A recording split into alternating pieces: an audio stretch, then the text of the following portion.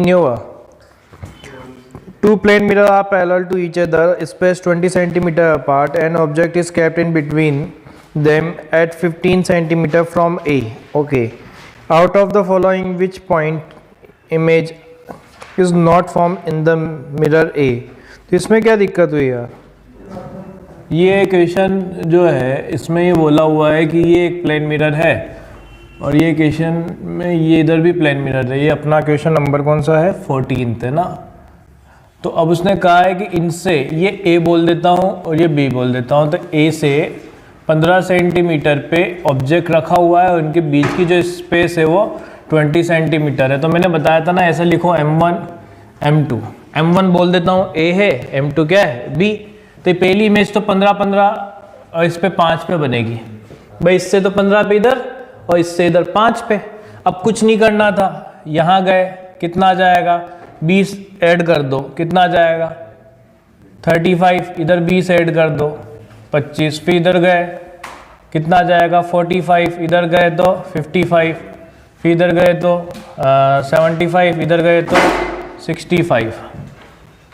ठीक है। अब उसने बोला हुआ है कि इनमें से कौन सी इमेज जो है वो नहीं बन रही। 15 पे बन रही क्या? बिल्कुल बन रही है। 25 पे बन रही है क्या?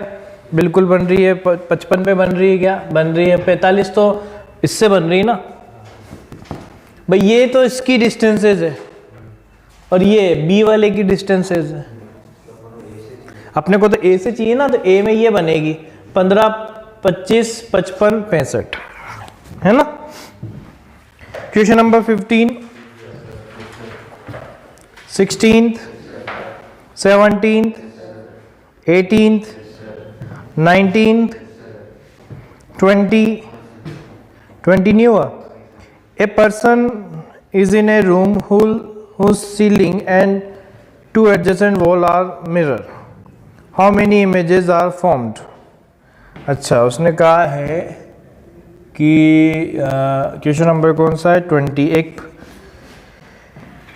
A person in a room whose ceiling and two adjacent wall. देखो ये मान लो कि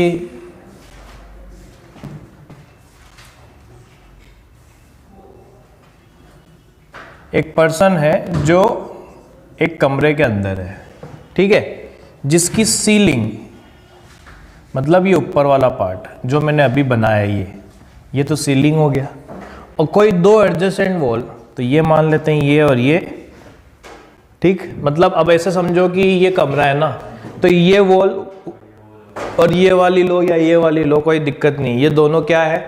मिरर है, और एक सीलिंग भी क्या है? मिरर। तो उसने ये पूछा हुआ है अपने से कि how many images are formed. तो क्या होगा? कितनी इमेजेस बन रही होगी बताओ।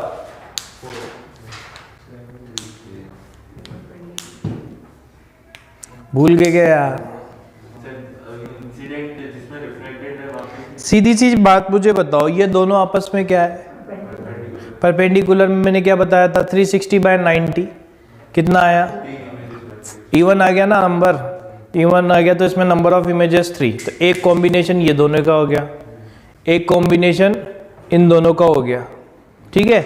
अब आप ये नहीं कह सकते कि इन दोनों का की, क्योंकि इन दोनों की जो इमेजेस होगी ना वो आपस में क्या कर रही होगी? कॉन्साइड कर रही होगी। अब देखो वो कैसे करती है। जैसे मैं मान लो आप लोगों से कहूँ कि ये दो प्लेन मिरर है,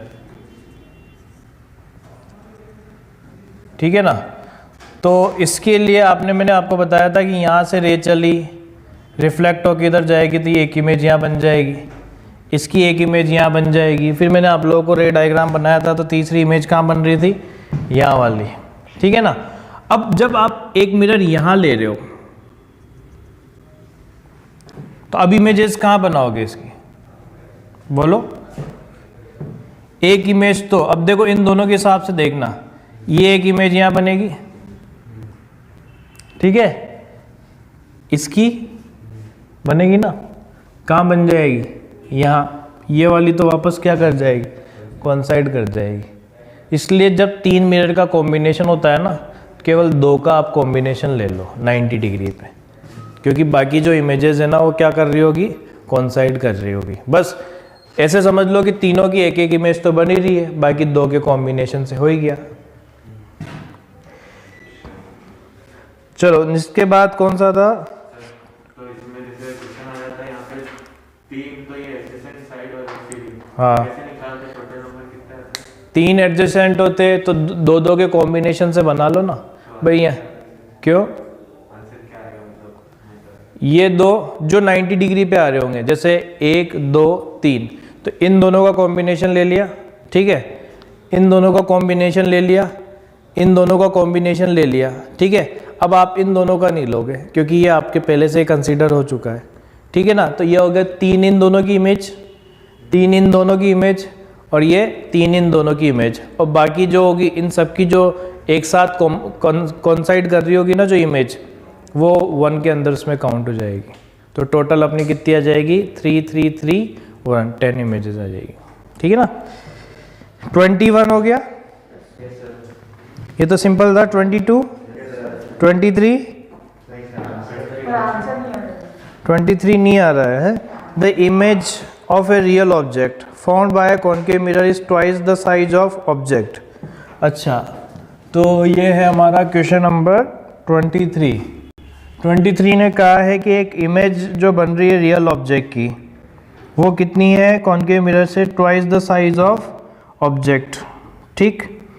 the focal length of the mirror is 20 centimetre, the distance of object from the mirror. अच्छा, तो उसने कहा है देखो ये एक कॉनकेव मिरर है और उसकी फोकल लेंथ आपको दे रखी है 20 सेंटीमीटर। रियल ऑब्जेक्ट है तो ऑब्वियसली यहाँ रहा होगा कितना? u इधर सामने की तरफ है ना। इस फॉर्म ट्वाइस द, तो मैग्निफिकेशन की बात करें तो मैग्निफिकेशन -v/u होता है, ठीक है। तो -v/u की अगर अपन बात करें तो कितना आ जाएगा? -v/u की वैल्यू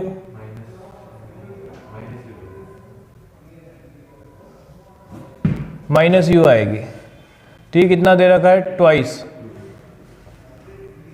2 दे रखा है, और उसने रियल इन्वर्टेड कुछ नहीं बोला ना।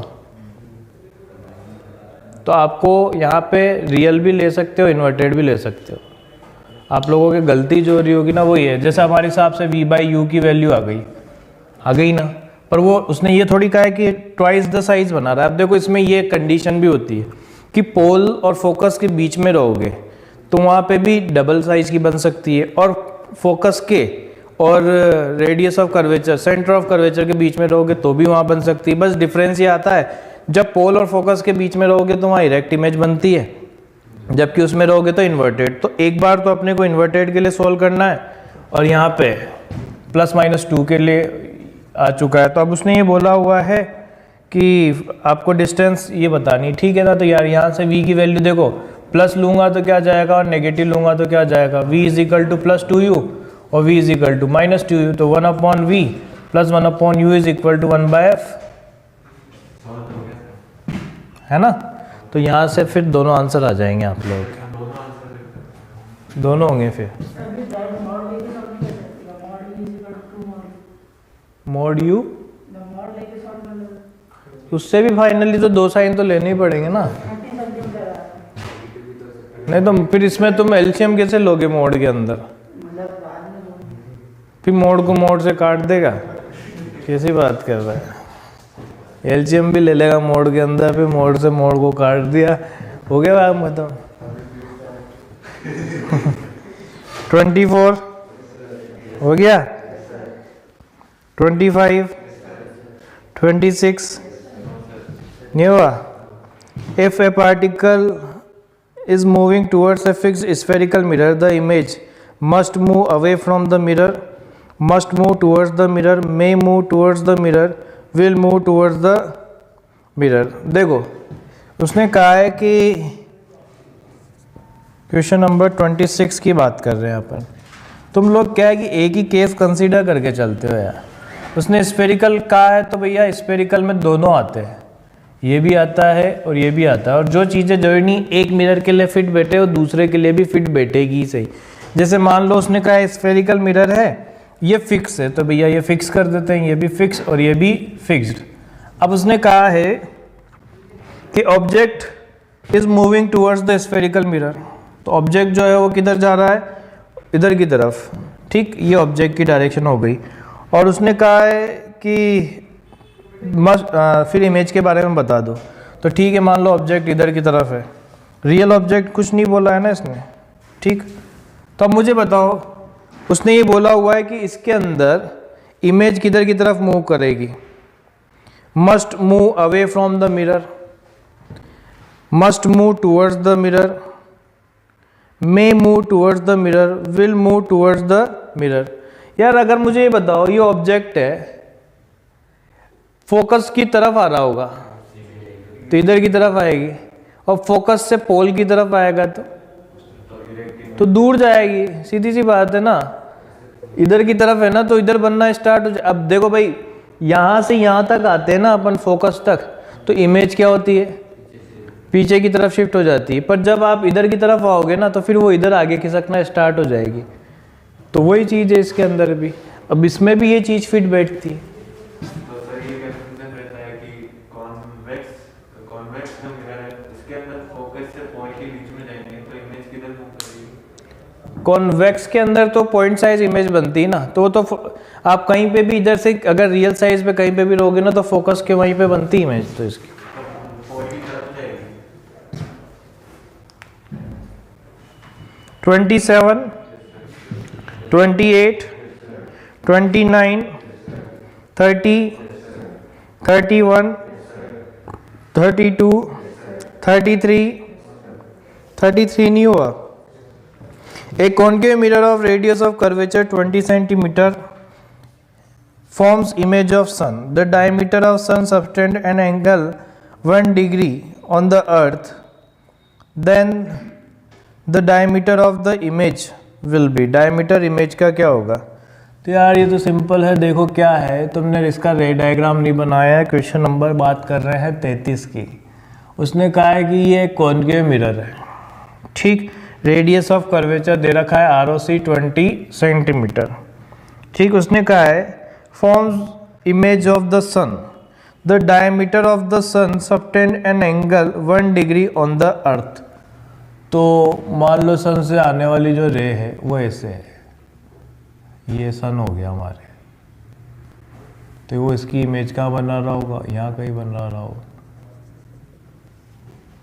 इन्फानाइट पे अगर होगी तो इसकी इमेज कहाँ बनेगी, तो पैरेलल आएगी, उससे क्या फर्क मिलाएगा तो उधर ही ना। तो मैं ट्रायंगल उधर की तरफ से सिमिलर करूँगा, इसलिए मैं डायरेक्ट ये छोटा और बड़ा सिमिलर करने में इजी ना, मैं यूँ करके फिर यूँ करके इधर वाले ट्रायंगल सिमिलर करूँगा। तो इससे अच्छा है ना जो दिख रहे हैं वो सीधे सीधे कर लें। अब यहाँ मुझे पता है कि ये अगर अल्फ़ा बना रहा है एंगल, तो मेरे इमेज पे कितना वो होएगा एफ अल्फ़ा, भाई फोकस पे बनेगी ना।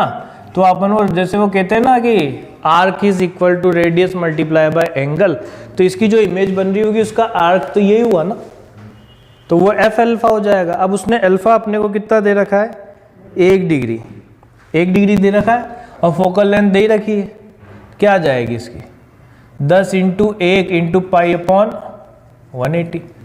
और पूछा है क्या है उसने, डायमीटर,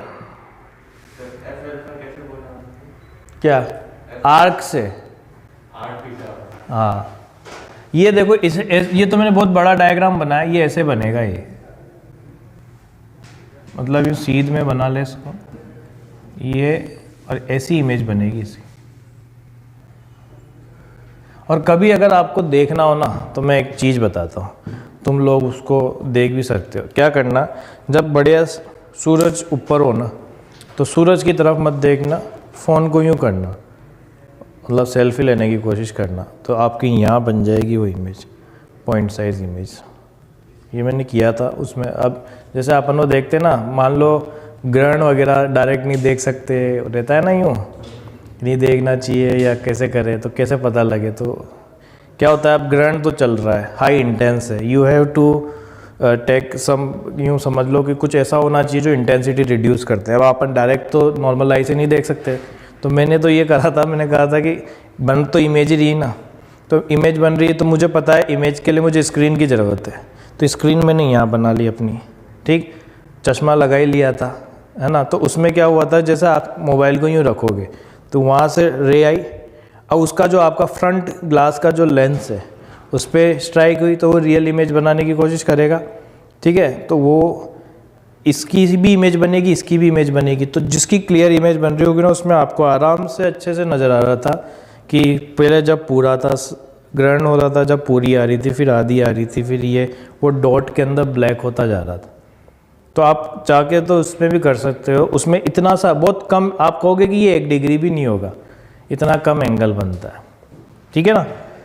तो ये इस टाइप का है, इसलिए अपन ने यहाँ पे रेडियस मल्टीप्लाई बाय एंगल लिया है, ठीक। नहीं तो अदरवाइज क्या लगाते हैं यहाँ पे, टेन थीटा लगाते हैं अपन, ठीक है ना।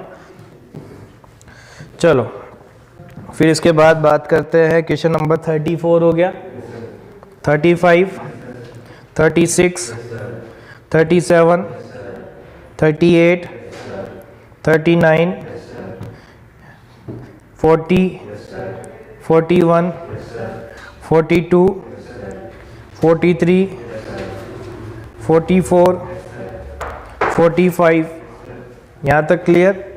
चलो अब 46, ये तो सिंपल सा था, है ना। Rare divided by denser wavelength is equal to refractive index. 47, ठीक। 48, क्या आंसर में, a ray of light incident on parallel slab thickness the refractive index is n। ये कौन सा है, 48 वाला। ये पैरेलल स्लैब हो गई है हमारे पास। उसने कहा है कि जिसकी थिकनेस t है, रिफ्रैक्टिव इंडेक्स n है, the angle of incidence is theta, small है। तो यार यहाँ तो साइन थीटा जहाँ अपने आता था वहाँ थीटा कर देना है। फिर भी देखो, चलो यहाँ पे थीटा है, अब ये जाएगी यूँ, अब यहाँ क्या जाएगा, ये r, ये भी r, फिर क्या होगा, यहाँ से ये निकलेगी। तो ये रे जो थी वो जानी चाहिए थी ऐसे, तो ये हमारे क्या आ जाएगी, पैरेलल शिफ्ट। तो मैंने बताया था कि भैया ये t है, तो ये हमारा t cos r हो जाता, t अपॉन cos r हो जाता था, या t sec r हो जाता था, है ना। फिर अपना यहाँ पे ये i माइनस r होता था कि नहीं होता था। तो ये इधर क्या जाता था कि यहाँ अगर अपन अप्लाई करेंगे तो क्या आता था कि आपको यहाँ पे हाइपोटेनियस कितना हो जाएगा, ये अपने क्या आ गया, परपेंडिकुलर डाला तो 90 डिग्री।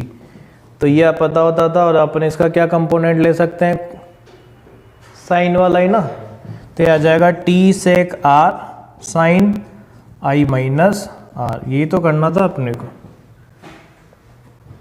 है ना। अब थीटा स्मॉल है तो 8 डिग्री, और जहाँ पे cos r वाली टर्म आ रही होगी उसको 1 कर देना है यार, बस। अरे भाई अप टू 5 डिग्री में आप निकाल के देख लो, सबके पास मोबाइल है ना, निकालो।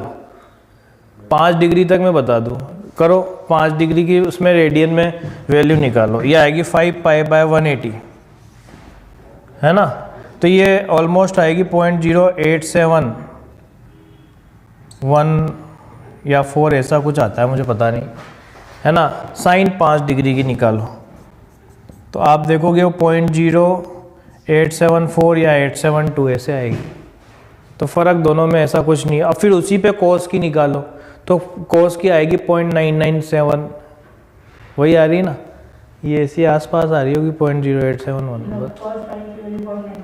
बस। तो वही चीज़ है, इसलिए अपन वहाँ पे जब इसको ओपन करेंगे ना तो उसको उस तरीके से ओपन कर देना।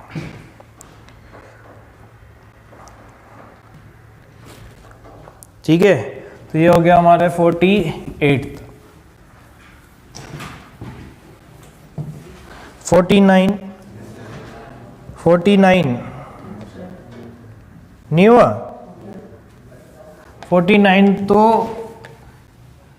ये होता है polarised angle.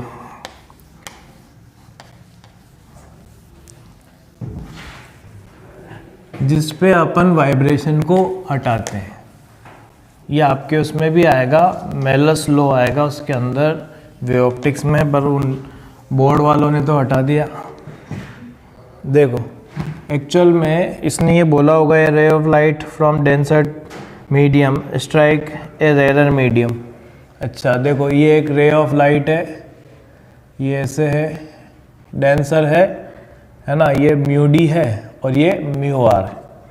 Denser to rarer medium the angle of reflection is R, मतलब यहाँ से रिफ्लेक्ट होके गई तो यानी इंसिडेंट भी आर से हो रही होगी तभी रिफ्लेक्ट हो रही होगी, एंड रिफ्रैक्शन इज आर, तो मान लो यहाँ जाएगी तो ये हो गई, ये कितना R dash. The reflected refracted makes an angle 90 degree, तो ईजी है, तो क्या लिखोगे कि R dash plus R plus 90 is equal to 180, तो आर डैश की वैल्यू, आर की वैल्यू या 90 माइनस आर आ जाएगी। अब लगा दो, mu D sine R is equal to mu R cos mu R sine 90 minus R कर देते हैं आर डैश की जगह, तो क्या आ जाएगा tan r, है ना, is equal to mu R upon mu D, जिसको अपन लिख सकते हैं साइन आई सी। तो बस यहाँ से उसने पूछा है क्रिटिकल एंगल बता दो, I C is equal to sine inverse of tan r। किसकी फॉर्म में है, आर डैश की फॉर्म में भी है, फर्स्ट ऑप्शन ही बैठ रहा है फिट इसमें तो, है ना, बाकी आर डैश की फॉर्म में भी अब निकाल सकते हैं ना, पर वो आएगा अपने sine inverse of cot r. 50 हो गया, 51, 52, 53, 54, 55, 56, 57, 58, 59, 60, 61,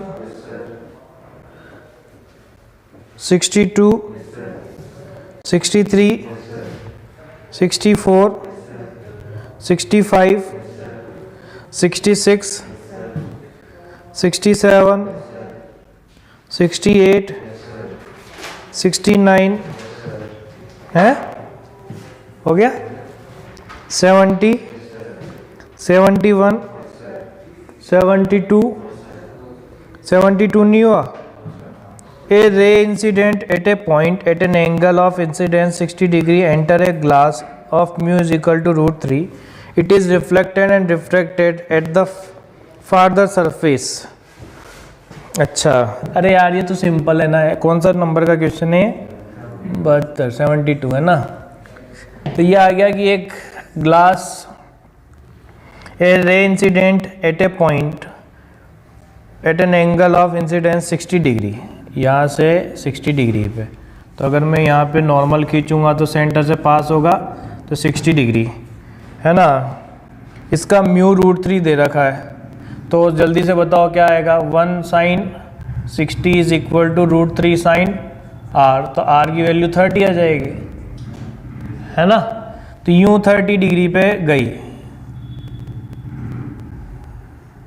अब यहाँ नॉर्मल खींच दो तो यहाँ रिफ्लेक्ट भी हो गई, तो ये 30, तो ये भी 30 होगा ना, ये गलती करी होगी रेडी यार, ये तो वो है ना कि आमने सामने के एंगल बराबर होंगे, तो ये भी 30 और ये जाएगी तो किससे, ये नॉर्मल बना दिया आपने तो इधर जाएगी 60 पे। अब क्या पूछा उसने, the angle between reflected and refracted रे from the farther surface 90 degree. क्या गधे वाला क्वेश्चन था ये, ठीक है। 73, 74, 74 का आंसर नहीं आ रहा, शिफ्ट से क्यों करेगा भाई, उससे करेगा ना, पैरेलल थोड़ी है, थिकनेस दे रखी है, तो इसका मतलब ये है कि आपको फाइनल इमेज बना के देखनी पड़ेगी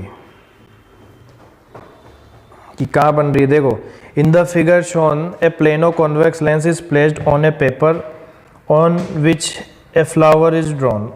होता है ज़्यादातर, आपने देखा होगा ना, जैसे अपने प्रिंसिपल वगैरह के ऑफिस जो हुआ करते थे तुम्हारे के में, उसमें वो नहीं रहता था कि वो एक स्फेयर जिसमें वो पिन विन रख देते थे, या कुछ रखते थे जिस पे एक ग्लास इस पे होता था, उस पे वो कुछ ना कुछ जो भी नया नोटिस होता है वो लगा रहता था। तो वही चीज़ इसके अंदर है। तो ये क्वेश्चन नंबर 74 में उसने कहा है कि ये प्लेनो कॉन्वेक्स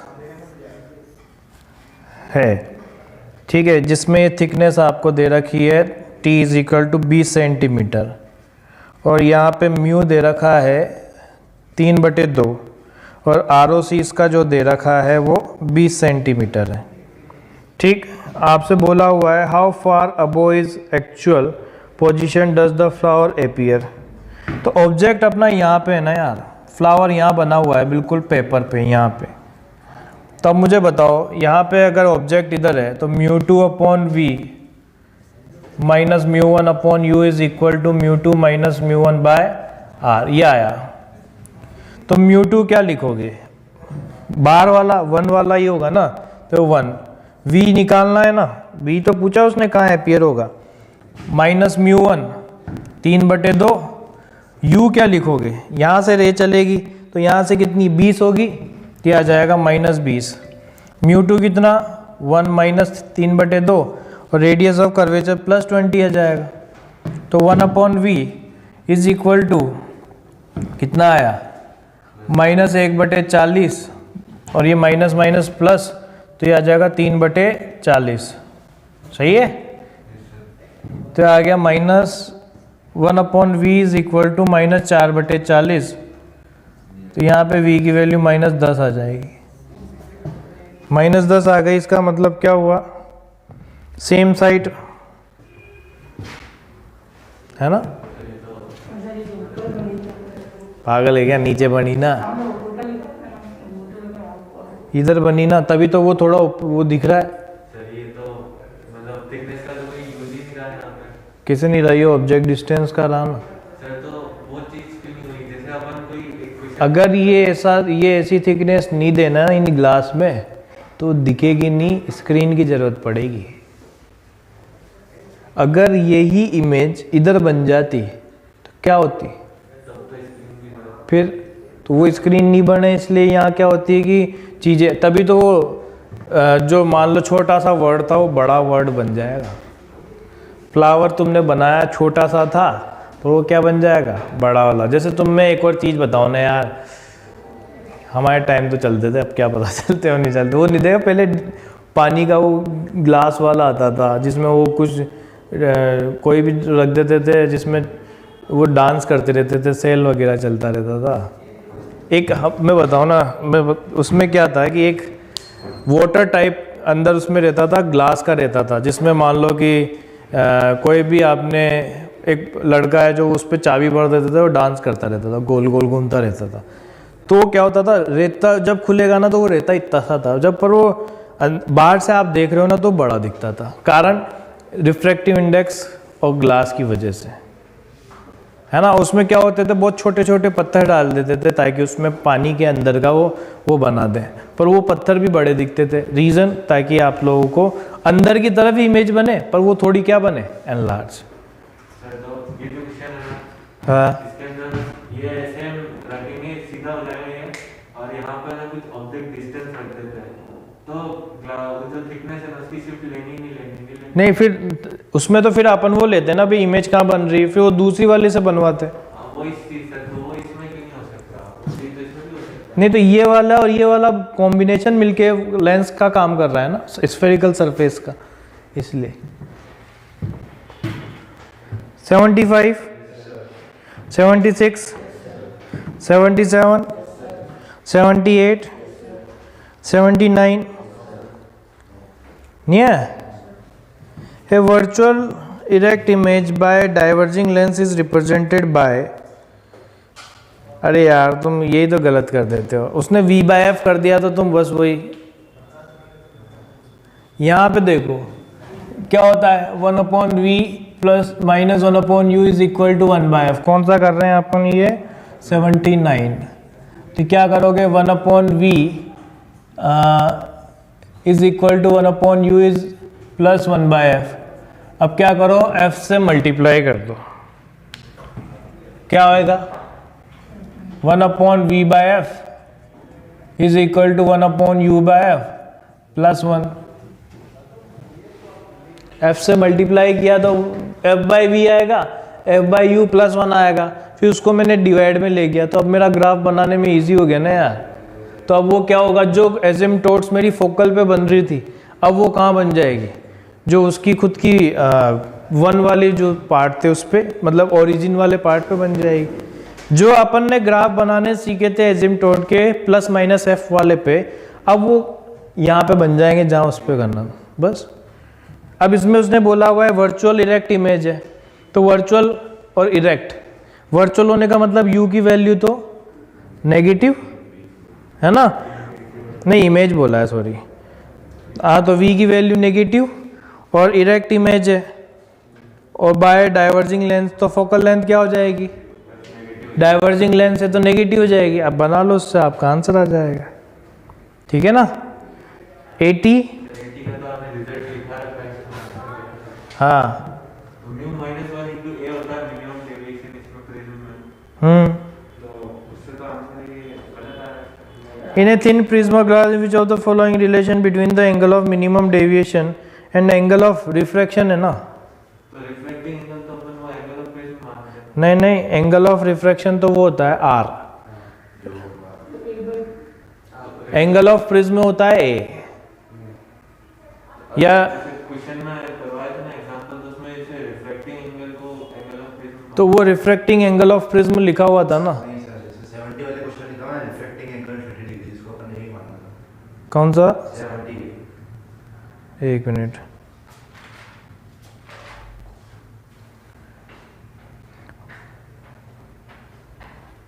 रिफ्रैक्टिंग एंगल है ना वो, तो एंगल ऑफ रिफ्रैक्शन जो हुआ वो तो सरफेस से आएगा। रिफ्रैक्टिंग एंगल ऑफ प्रिज्म बोला जाए या एंगल ऑफ प्रिज्म बोला जाए तो वो तो उसका हो गया, प्रिज्म का जो दो स्लैंटेड सरफेस है उनके बीच का एंगल।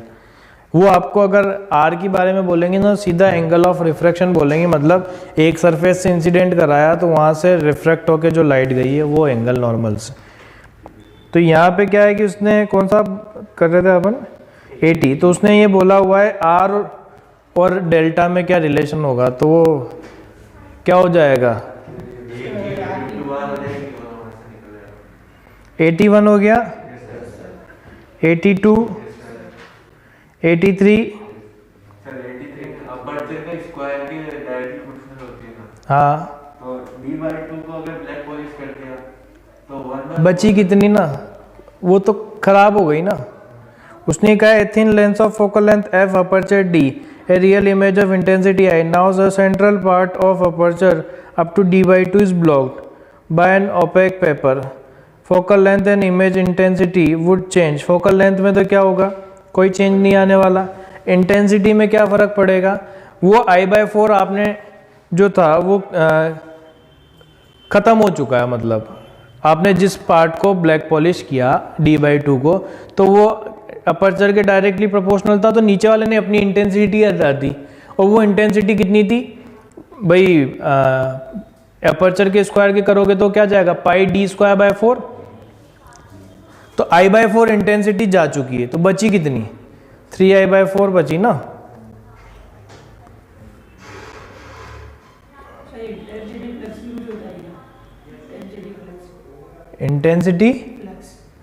इंटेंसिटी फ्लक्स यही तो हुआ ना, कहाँ पे बोल रखा है, इंटेंसिटी फ्लक्स यही चीज़ होती है यार। वो क्या है कि सर्कुलर पार्ट बना देते हैं, एक्चुअल में क्या होता है, इंटेंसिटी फ्लक्स टर्म जो यूज़ की जाती है ना वो उसके लिए की जाती है। जैसे मान लो सर्किल बनते हैं ना इंटेंसिटी के अंदर, तो उसको ज़्यादातर इंटेंसिटी फ्लक्स बोला जाता था। सर एक जो अभी एग्जाम हुआ था ना, उसके अंदर क्वेश्चन आया था जिसमें वाटर सरफेस है उसके नीचे लाइट बन रहा है, और उसमें पूछा था कि रेडियस कुछ बन रही थी और इंटेंसिटी का रेशियो बताना था कितनी इंटेंसिटी हो, वो कैसे निकालेंगे, वो तो इंटेंसिटी का पूरा स्क्वायर बनाएगा और ऊपर तो सर्कल बन रहा है, तो इंटेंसिटी रेशियो कैसे निकालेंगे। वो बताया था ना मैंने, जिसमें मिरर वाला, वो ट्रायंगल सिमिलर करके उससे।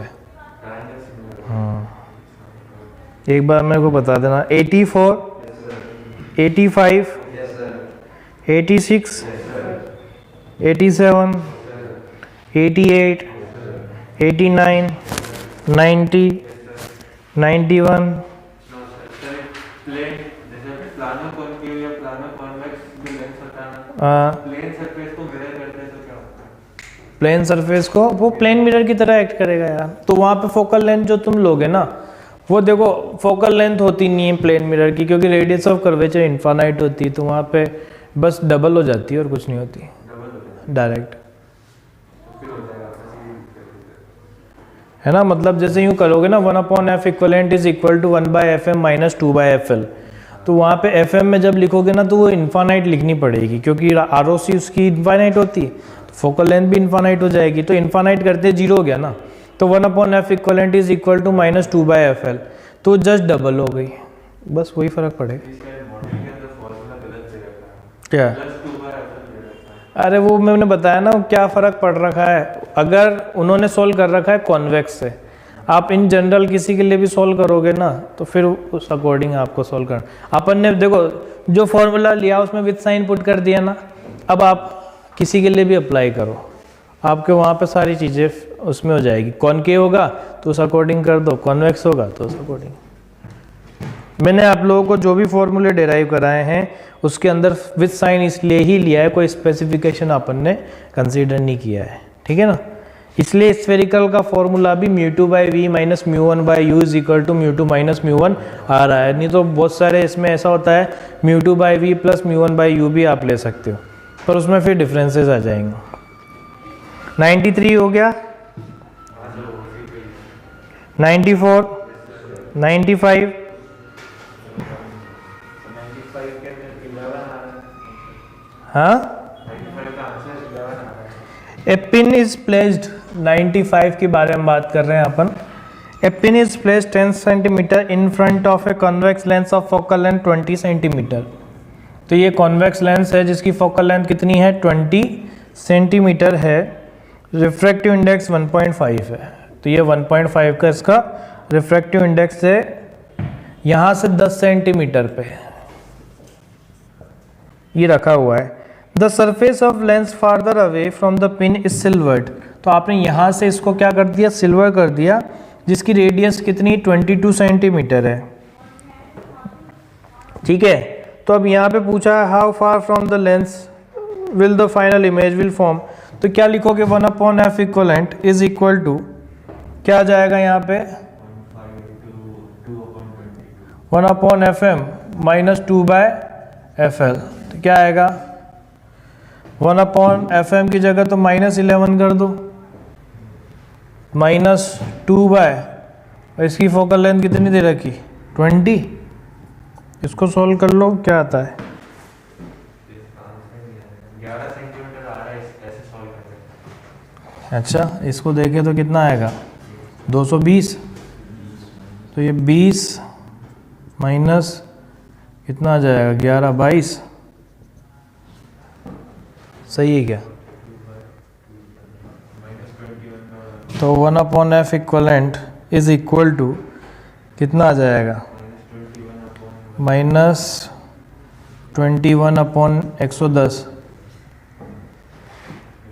हाँ तो अब तुम तो कह रहे थे कुछ हो रहा है। वो फाइनल इमेज डिस्टेंस निकाल लेना, वो गलत आ गया। तो वो आएगी 1/v minus 1/u is equal to 1/f, तो 1/v माइनस u कितना 1/-10 इज इक्वल टू -21/110, तो 1/v इज इक्वल टू -21/110 -1/10, तो 1/v इज इक्वल टू -21 -11/110। सही है ना। कितना है v की वैल्यू -110/31।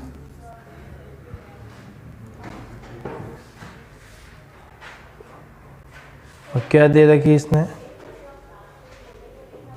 अपन ने कोई गलती तो नहीं करी ना। क्या पूछा क्या है इसने, ROC they how far from the lens is the final image formed, क्या आ जाएगा यहाँ से 1/f equivalent 1/fm minus 2/fl, क्या हुआ -2/fl, तो यह आ गया 220 बाय, तो यह आएगा 21/10 110 ही आया 1/v माइनस 1/-10 इन फ्रंट रखा हुआ है। सही है यार ये।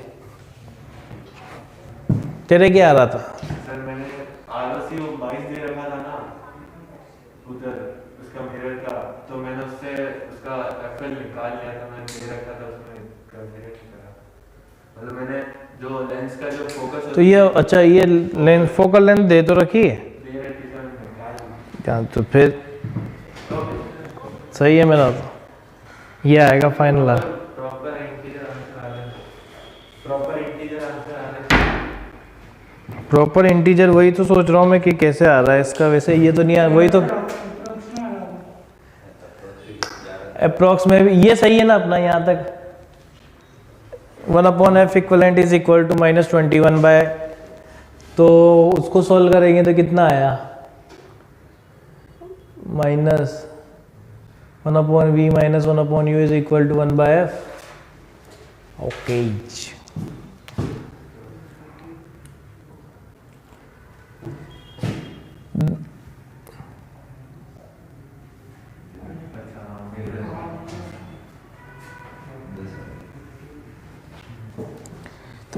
तभी ये आएगा यार।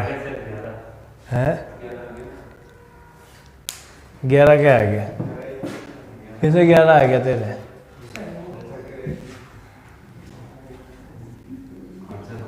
-11, तो v की वैल्यू 12 कैसे दे रखी है?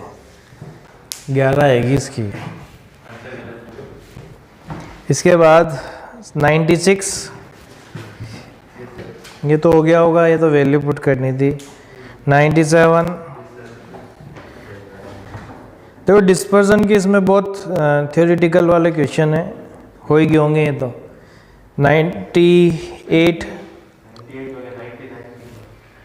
ए बीम ऑफ वाइट 99 है ना, a beam of white light is incident on a hollow prism of glass as shown in figure, then the light emerging from the prism gives no dispersion.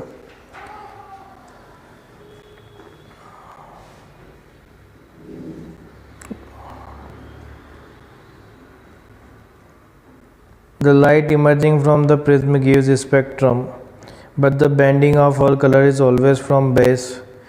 Actual में देखो क्या होता है, इसने ये जो चीज़ बोली हुई है ना, स्पेक्ट्रम या सारी चीज़ें है ना, अगर मान लो वहाँ पे हमारे को ऐसा दे रखा है कि जो प्रिज्म है वो तीनों सरफेस से इक्वल एंगल बना रहा है, तो वहाँ पे क्या है, डिस्पर्जन होने के चांसेस ख़त्म होते हैं। क्योंकि क्या होता है, एक से जब वो निकलेगा ना तो दूसरी वाली सरफेस भी उतना ही एंगल बनाती है, जिसकी वजह से वो 7 कलर्स वापस इसमें कन्वर्ट हो जाते हैं वाइट लाइट में। हाँ, और अगर वहाँ पे इक्विलेटर की जगह कुछ और होता तो फिर आपको दूसरे प्रिज्म की ज़रूरत पड़ती। फिर आप कह सकते हो कि यहाँ पे डेविएशन विदाउट डिस्पर्जन या डिस्पर्जन विदाउट डेविएशन, ऐसा सिनेरियो वहाँ देख सकते हो, पर इक्विलेटर के अंदर ऐसा नहीं होता है। नहीं, डेविएशन तो होगा ना। हाँ, इसमें तो TIR हो के ऐसा भी हो सकता है 180 डिग्री पे हो जाए। ज़्यादातर इक्विलेटरल का यूज़ जो किया जाता है ना, वो इस पे किया जाता है, यूँ लाइट गिराई ऐसे हो जाए, इधर की तरफ करवा दे, या फिर तुमने देखा हो तो ये इक्विलेटरल को ऐसे ज़्यादा यूज़ किया जाता है, यूँ गिराई जाती लाइट यूँ और फिर यूँ, तो यहाँ वाइट लाइट ही निकलती है। ज़्यादातर ऐसे यूज़ किया जाता है लाइट को इंसिडेंट करा के, इसलिए इसमें जो ऑप्शन होगा वो फर्स्ट वाला क्लियर। स्पेक्ट्रम का मतलब वही है जो 7 कलर्स के अंदर आपको पूरी सीरीज मिलती ना, वो 100, 101, 105 तक है क्या? The refractive index of flint glass of blue line is 1.633 and red line is the dispersive power of the glass is dispersive power। अब आप ये सोच रहे होगे कि dispersive power तो वो mu v minus mu r है ना, अब उसने गलत दे रखा है, ब्लू नहीं, यहाँ पे वायलेट आएगा, इसको वायलेट लेके ही करना है ना। चलो, तो ये हो गया। आज का डिस्कशन कंप्लीट हो गया। अब अपन करें क्वेश्चन, पर 11 बजे तो है ही दूसरी तुम्हारी। नेक्स्ट उसके अंदर अपन रखेंगे, नेक्स्ट वाली क्लास के अंदर, अब जैसे मान लो ऑप्टिकल इंस्ट्रूमेंट, अगर मान लो कल क्लास होती है, मैं यही रहा, तो कल वाली क्लास के अंदर तो अपन पढ़ेंगे। फिर मैंने आप लोगों को मंडे या ट्यूसडे का होमवर्क दे रखा है। किस किस का है? एक तो एक बार ग्रुप में डाल देना ताकि मुझे भी याद रहे। एडवांस के तो 60 और मेंस प्रीवियस ईयर के, है ना। और एक मैंने कहा था ना यार, 19 वाले किसी के पास पढ़े हो टॉपिक वाइज वाला, कि वो मेरे पास भी है, मैं देखूंगा पर वो कैसे। भाई यार 19 में 8 पेपर हुए ना, वो अरेंज है क्या टॉपिक वाइज? नहीं तो टॉपिक वाइज अरेंज है क्या? नहीं तो उसके अंदर क्या है कि मेरे पास है, जो मैंने उसके अंदर डीपीपीआर मंगवाई थी ना, उसके अंदर आई थी। हाँ, तो या तो मैं उसमें तुम्हारे को स्कैंड डाल दूंगा या फिर उसकी कैसे तैसे पीडीएफ बनवा के डाल दूंगा। वो बहुत मोटी है यार। उसमें क्या है कि कितने हो गए, वो 30 क्वेश्चन के हिसाब से है, और कितने पेपर हुए थे? 8। 30 क्वेश्चन के कितने हो गए? 8, यानी 240 क्वेश्चन है उसके अंदर। अब 240 देखोगे तो अपने को रे ऑप्टिक्स के कम से कम 240 में से नहीं करते हुए भी 15 तो मिल ही जाएंगे। तो 15 अपन क्यों छोड़ें, तो वो भी हो जाए। अब पुराना कौन सा चैप्टर डिस्कस करें? सेमीकंडक्टर्स करें रे ऑप्टिक्स के साथ, क्योंकि अब है ना अपने पास टारगेट ठीक ठाक है। मैं यही कह रहा हूँ आप लोगों से डिस्कशन कर करके शीटें निपटा लेते हैं। तो इसके साथ कौन सा रखेंगे? देखो अगले वाले में तो मुझे एक ही क्लास मिलेगी, तो एक क्लास के अंदर तो एडवांस ही हो पाएगा प्रैक्टिकल बात जो है। फिर अपन उसके बाद शिफ्ट होंगे जो मैग्नेटिज्म के सेक्शन है ना, अल्टरनेटिंग करंट का हो गया, ईएमआई का हो गया, या तो आप वापस रिवीजन की फॉर्म में ही कर लेना, पर कैसे तैसे उसको कर लेना ताकि अपना डिस्कशन भी साथ के साथ होता रहे। ठीक है। 11 के तो यार मैंने तुम्हारे एक सही अरेंजमेंट किया है, वो तुम्हारे को अभी